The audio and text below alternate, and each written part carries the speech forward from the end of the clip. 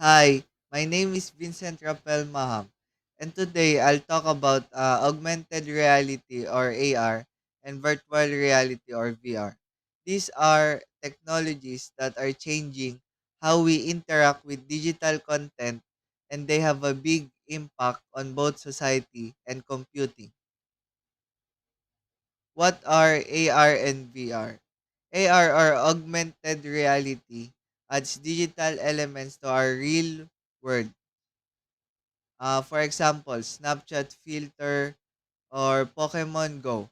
Overlay graphics on reality, VR, or virtual reality creates a fully digital environment in VR games or virtual tours where users can explore and interact with the digital world.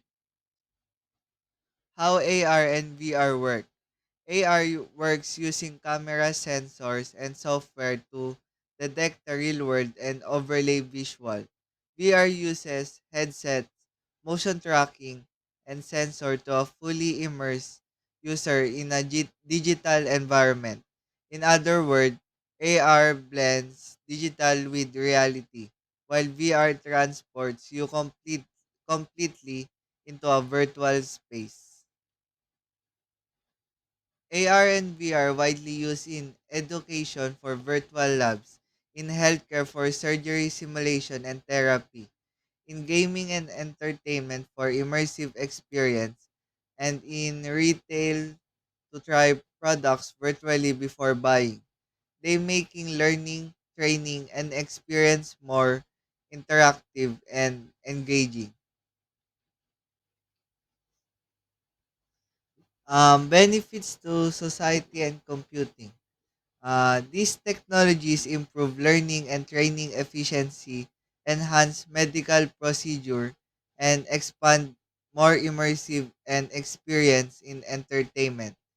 They also push the computing industry to innovate faster, es- especially in in especially in graphics, AI, and hardware development. Challenges and future. Challenges and future AR VR.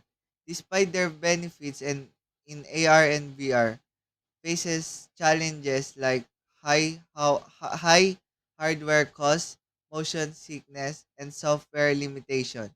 In the future, headsets are expected to be lighter, more affordable, and more powerful, making these technologies more accessible to everyone.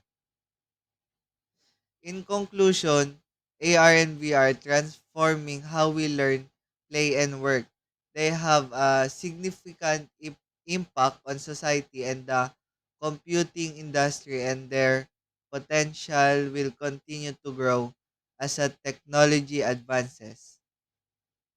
Thank you, guys.